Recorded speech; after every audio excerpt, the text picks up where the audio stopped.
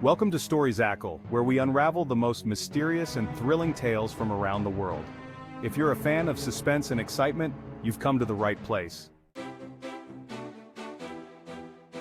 Before we dive into today's story, make sure to subscribe and hit the like button so you never miss out on any of our chilling narratives. Now settle in, because this story will keep you on the edge of your seat. Our story begins on a cold, misty night in a small, secluded village nestled deep in the mountains, far from the prying eyes of the modern world. The village, shrouded in fog and mystery, has always been the subject of eerie tales passed down through generations.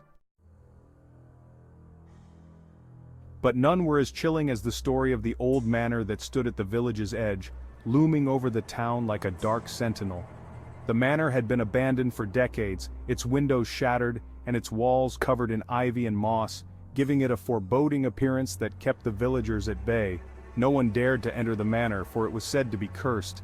Strange lights were often seen flickering in its windows, and whispers of ghostly apparitions had long kept the townsfolk away.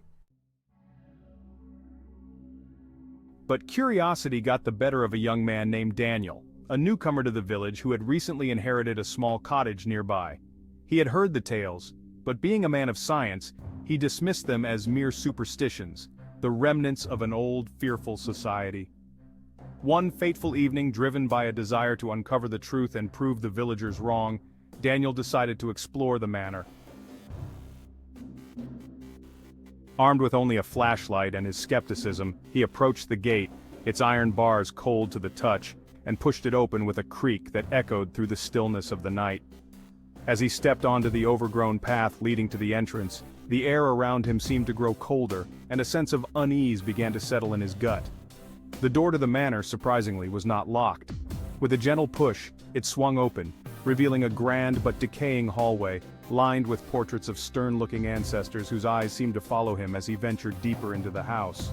The floorboards creaked under his weight, and the sound of his footsteps seemed amplified in the eerie silence. The further he went, the more the house seemed to come alive, with shadows dancing on the walls and an unsettling feeling of being watched growing ever stronger. As Daniel explored the labyrinthine corridors, he stumbled upon a hidden passageway, cleverly concealed behind a bookshelf. Intrigued, he pushed the shelf aside, revealing a narrow staircase leading down into darkness. Against his better judgment, he descended into the depths of the manor, his flashlight flickering ominously. The air grew thick with the smell of damp earth and something else, something metallic that made his stomach turn. At the bottom of the stairs, Daniel found himself in a vast underground chamber, lined with rows of ancient-looking bookshelves and filled with strange arcane symbols etched into the stone floor. In the center of the room stood an ornate, dust-covered coffin, its lid slightly ajar. A sudden chill ran down his spine as he realized he was not alone. From the shadows emerged a tall, gaunt figure, its face obscured by a hood. The figure spoke in a voice that seemed to echo from the very walls, revealing itself to be the last of the manor's inhabitants, cursed to eternal life and bound to the house by a dark ritual performed centuries ago. As the figure recounted its tragic tale, Daniel began to understand the true nature of the manor's curse, a pact made with an ancient, malevolent entity that demanded a sacrifice every 100 years. And now, with the passing of time, the curse had come due once again. Daniel, the unwitting intruder, had unknowingly awakened the ancient evil, and now he was to be the next offering. The figure, filled with sorrow and regret, warned Daniel to leave before it was too late.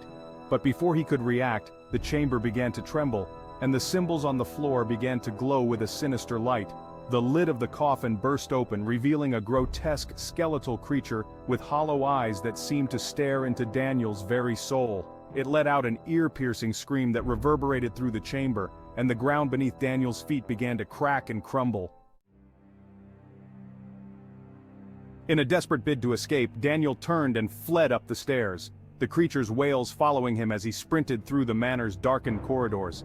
The walls seemed to close in on him, and the once grand hallways twisted and shifted, turning into a nightmarish maze. Just as he reached the front door, it slammed shut with a force that knocked him to the ground. The manor, now alive with the malevolent force he had unleashed, was determined to keep him trapped within its cursed walls. But Daniel was not ready to give up. With every ounce of strength, he pulled himself to his feet and raced toward a